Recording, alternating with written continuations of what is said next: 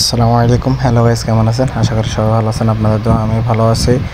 আজ অনেক দিন পর আমাদের কোর্সের প্রায় শেষ পর্যায়ে এসে আমাদের ম্যামে বলেছিল যে আমাদের ইউনিভার্সিটি থেকে একটা ট্যুরে যাবে। এই ট্যুরটা আমাদের প্রথম এবং লাস্ট ট্যুর বলতে পারেন।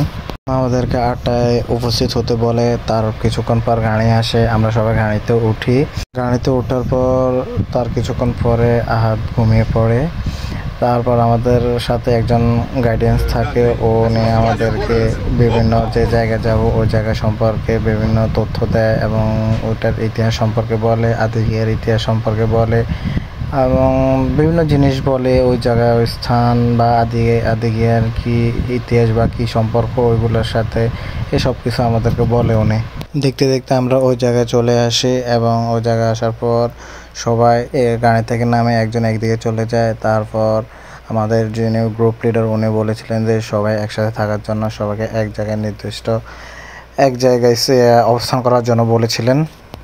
সবাই একসাথে হওয়ার পর তারপর আমাদেরকে সামনের দিকে নিয়ে যায় এবং ওইখানে এত সুন্দর, পাহাড়গুলো এত সুন্দর এবং একটা পাহাড়ের সাথে একটা পাহাড় এমনভাবে লেগেছে, মানে আল্লাহর সৃষ্টিটা যে কত সুন্দর ওসব জায়গায় গেলে বোঝা যায়।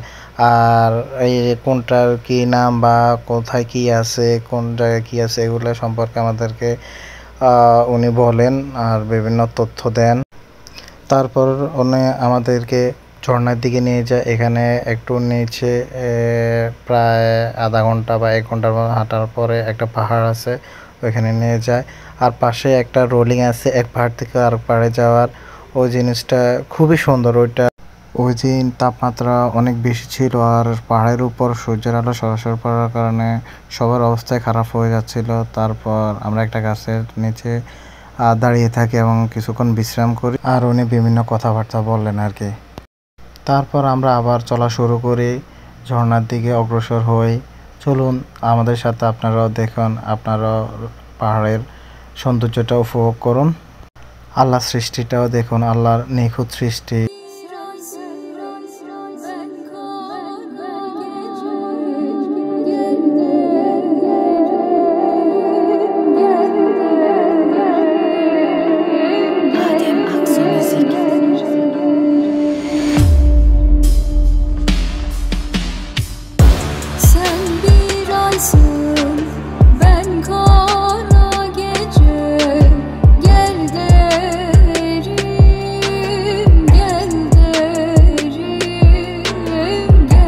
কিছুক্ষণ হাঁটার পর আমরা ঝর্ণার কাছে চলে আসি এবং ঝর্ণার সৌন্দর্য উপভোগ করি।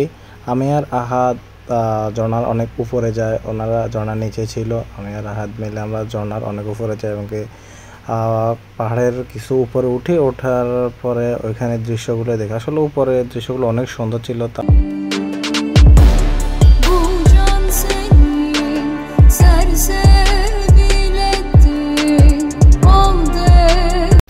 আসার সময় আমরা দেখলাম অনেকে ঘোড়ার উপরে করে পাহাড়ের মধ্যে ঘোরাঘুরি করতেছে, এটা আসলে অনেক সুন্দর। তারপর আমরা পাহাড়ে চড়ে উঠে আমাদের দেশের পতাকা মেলে ধরি এবং অনেকেই জিজ্ঞেস করছে যে এটা কি আমাদের দেশের পতাকা কিনা। আমরা বললাম হ্যাঁ, এটা আমাদের দেশের পতাকা। দেখতে দেখতে আমাদের পুরো দিনটা শেষ হয়ে যায় এবং আমরা রওনা দিয়ে দিই 5টা বাজে।